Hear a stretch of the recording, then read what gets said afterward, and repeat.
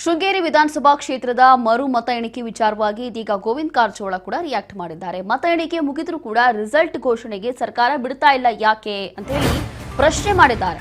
ತುಮಕೂರಿನಲ್ಲಿ ಸಂಸದ ಗೋವಿಂದ ಕಾರಜೋಳ ಕೊಟ್ಟಿರುವಂತಹ ಹೇಳಿಕೆ ಇದು. ರಾಜ್ಯ ಚುನಾವಣಾ ಆಯೋಗ ಒಂದು ಸ್ವತಂತ್ರ ಸಂಸ್ಥೆ, ಫಲಿತಾಂಶ ಘೋಷಣೆ ಮಾಡಬೇಕು ಅಂತ ಹೇಳಿ ಒತ್ತಾಯ ಮಾಡ್ತಾ ಇದ್ವಿ. ಗೊಂದಲ ಸೃಷ್ಟಿಯಾಗ್ತಾ ಇದೆ.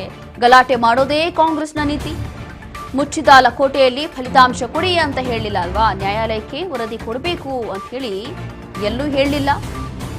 ಈ ಕಾಂಗ್ರೆಸ್ನ ದುರಾಡಳಿತಕ್ಕಾಗಿ ಕಾಂಗ್ರೆಸ್ಗೆ ಬ್ಯಾಲೆಟ್ ಪೇಪರ್ ಕೂಡ ಬೇಕು ಅಂತ ಹೇಳಿ ವ್ಯಂಗ್ಯ ಮಾಡಿದ್ದಾರೆ.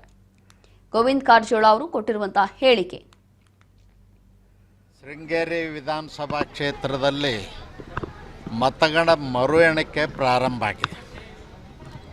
ಪೋಸ್ಟಲ್ ಬ್ಯಾಲೆಟ್ಗಳನ್ನ ಮಾತ್ರ ಮತ ಎಣಿಕೆ ಮಾಡಬೇಕು ಅಂಥೇಳಿ ಕೋರ್ಟ್ ಆದೇಶಿಸಿದ್ದರಿಂದ ಮತ ಎಣಿಕೆ ಮಾಡ್ತಾಯಿದ್ದಾರೆ. ಅದರ ಮತ ಎಣಿಕೆ ಬಂದ ನಂತರ ಅದರ ಫಲಿತಾಂಶವನ್ನು ಪ್ರಕಟ ಮಾಡಲಿಕ್ಕೂ ಕೂಡ ಕಾಂಗ್ರೆಸ್ ಸರ್ಕಾರ ಬಿಡ್ತಾ ಇಲ್ಲ. ಇದು ದುರಾಡಳಿತಕ್ಕೆ ಸಾಕ್ಷಿ. ಅಷ್ಟೇ ಅಲ್ಲ, ಕಾಂಗ್ರೆಸ್ ಸರ್ಕಾರ ಬಹುಶಃ ನನಗನ್ನಿಸ್ತದ ಇದೇ ರೀತಿ ಆಡಳಿತ ಮಾಡಿದರೆ ಪ್ರಜಾಪ್ರಭುತ್ವದ ಕಗ್ಗೊಲೆ ಆಗ್ತದೆ ಮತ್ತು ಜನರ ವಿಶ್ವಾಸ ಕೂಡ ಸರ್ಕಾರಗಳ ಮೇಲೆ ಉಳಿಲಿಕ್ಕೆ ಸಾಧ್ಯ ಇಲ್ಲ. ಚುನಾವಣಾ ಆಯೋಗ ಒಂದು ಸ್ವತಂತ್ರ ಸಂಸ್ಥೆ, ಅವ್ರಿಗೆ ಅಧಿಕಾರದ ಅವರು ಕೂಡಲೇ ಇದನ್ನು ಘೋಷಣೆ ಮಾಡಬೇಕು ಅಂತ ಒತ್ತಾಯ ಮಾಡ್ತಾರೆ. ಶೃಂಗೇರಿ ವಿಧಾನಸಭಾ ಕ್ಷೇತ್ರದಲ್ಲಿ ಮತಗಳ ಮರು ಎಣಿಕೆ ಪ್ರಾರಂಭ ಆಗಿದೆ. ಪೋಸ್ಟಲ್